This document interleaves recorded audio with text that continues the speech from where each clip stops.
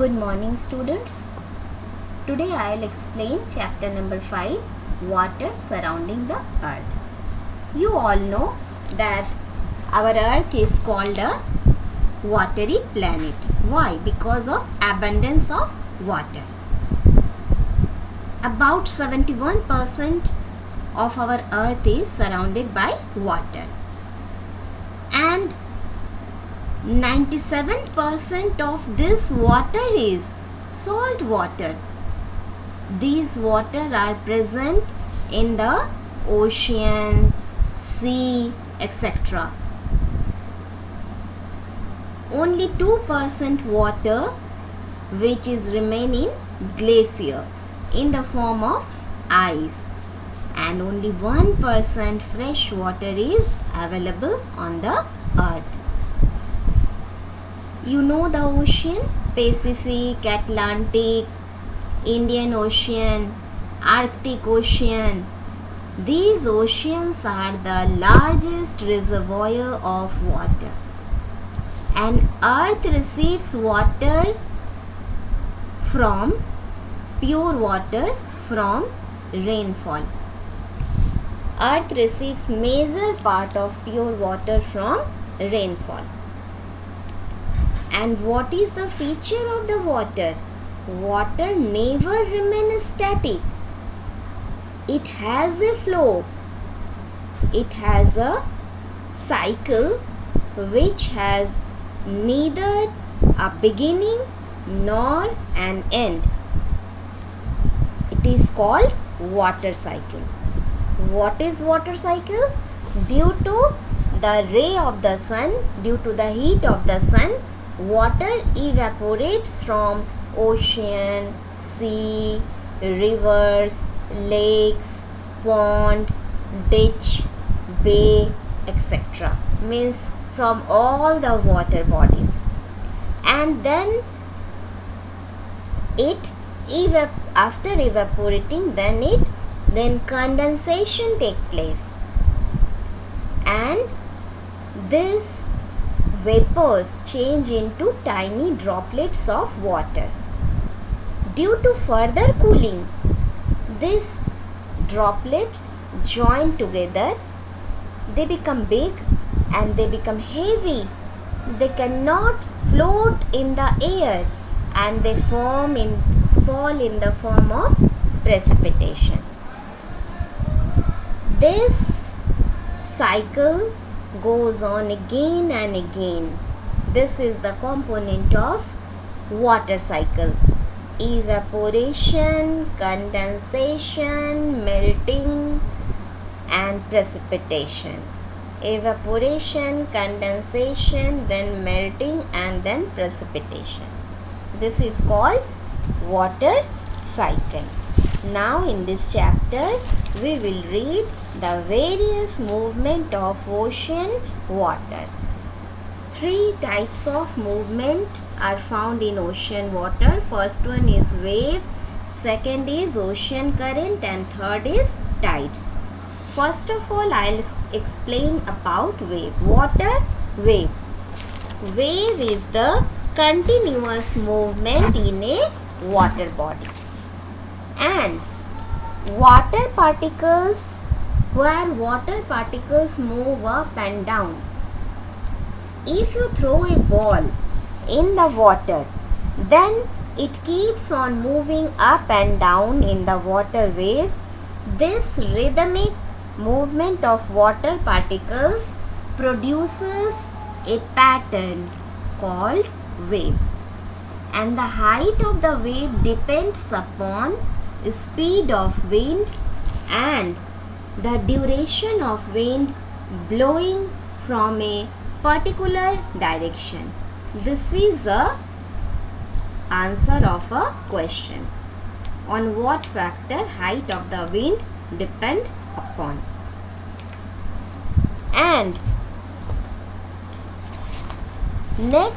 our next movement of ocean water is ocean current. What is ocean current?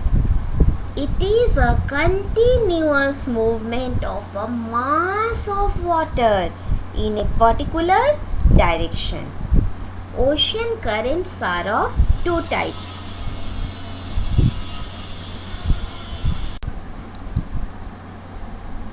Cold current are denser than warmer current. So cold current sink down and warm current flow upside. Understood? Then next is, you see, this is the earth, this is equator, this is northern hemisphere, this is southern hemisphere, this is north pole, this is south pole. Just now I told you that cold current is denser, so it sinks down, and from the north pole it cold current move towards the bottom, and from the equator this warm current move toward the pole. This movement cause current. Okay, in the same way, in southern hemisphere, from the pole cold current moves up to the moves to the equator, and from equator the warm current flows down. It means in northern hemisphere current moves toward right, and in southern hemisphere current move towards left. You see, right from this side to this side, right side in northern hemisphere. In southern hemisphere it moves towards left. Okay, and in your book this is your map work, this is world map, and here it is shown arrow mark. Two arrow marks is given here. Black color is used for cold current, and red color is used for warm current. So I also use black for cold current and red for warm current, so that you can easily understand. Okay, now here some points are given here. What is the difference between cold current and warm current? Cold currents, it is dense, and warm current are light. Cold currents flow along the west coast of the continent. Warm current flow along the east coast of the continent.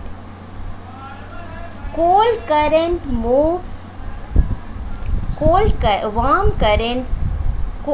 raises the temperature. Warm current raises the temperature of adjoining places, and cold currents make the adjoining places cool. Then warm current causes rainfall, and cold current make the climate cool and dry. This is the difference between warm current and cold current. Now you can see some major currents of the world. Again I have written all the warm current in red color. Gulf Stream, Alaska, Brazil, North Atlantic Drift, Agulhas, Kuroshio, East Australia. And here's name of some cold currents: California, Peru, Labrador, Canary, South Pacific, and Oahu. Now we will read what is the effect of the current. Same thing, cold current make adjoining places cool and warm current raises the temperature of the surrounding area. Warm ocean currents cause rainfall and cold current make the climate cool and dry. And one more thing, that where warm and cold current meet, that place is the major fishing ground. Why?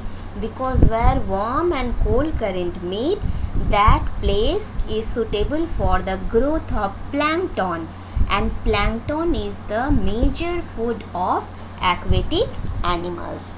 So an ocean current help in navigation also. जिस side से ocean current का flow होगा उस side से अगर ship जा रहे हैं तो वो खूब फास्ट चलेंगे. तो ये हो गया आपका इफेक्ट ऑफ ओशियन करंट आपने पढ़ा.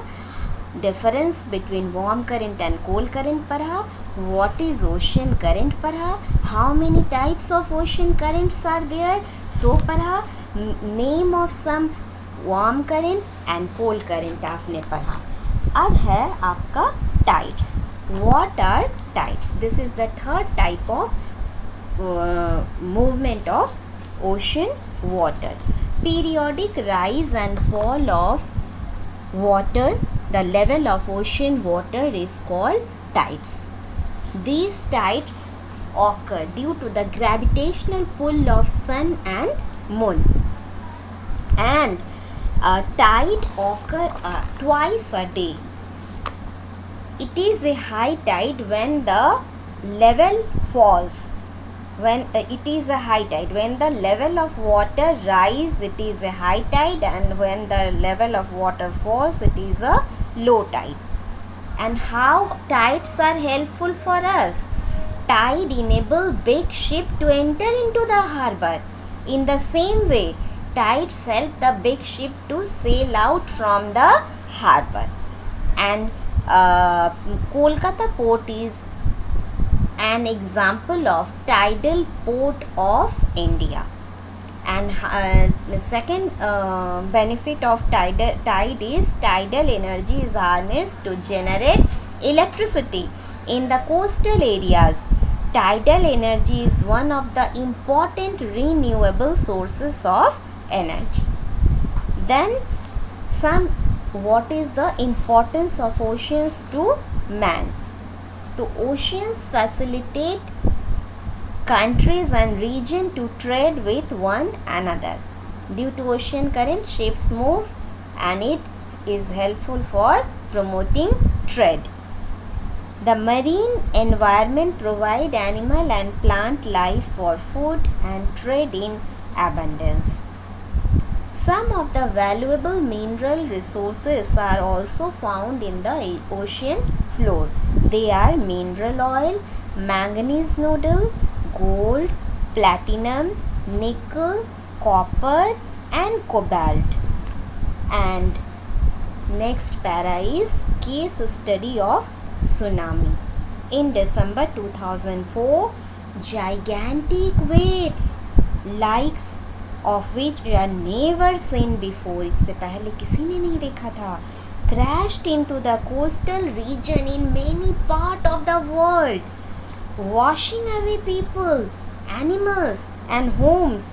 There were unprecedented losses and the whole world was in horror.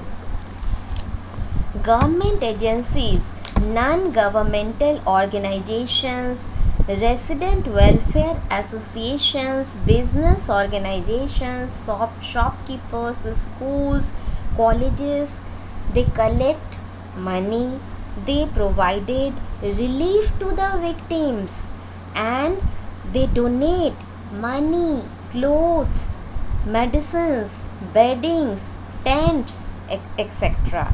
Media played an important role in mobilizing public help for the victims. Now there are some questions On what factor does the height of a wave depend? I told you, duration of wind blowing from particular direction and speed of wind. Then define an ocean current. It is also I told you. How are tides caused? It is also I told you. Important components also of water cycle I discussed. 3 valuable resources just now I told you: manganese nodules, cobalt, nickel, iron, etc. How are tide helpful for us? Entering ship into the harbor and sail out the ship from the harbor. And for tidal energy. How are ocean beneficial for us in improving the quality of life? So how are it beneficial? Just now I discussed it also. Water cycle also I discussed. Explain 3 effect of ocean current. This is also I discussed. Suggest 4 ways to help people affecting by devastation of tsunami. So search peoples stuck under tight spaces. Make a list of people lost and keep advertising till every family is united, and supply them with food and water. Give them medicines, donate them food, water, move them to safe place.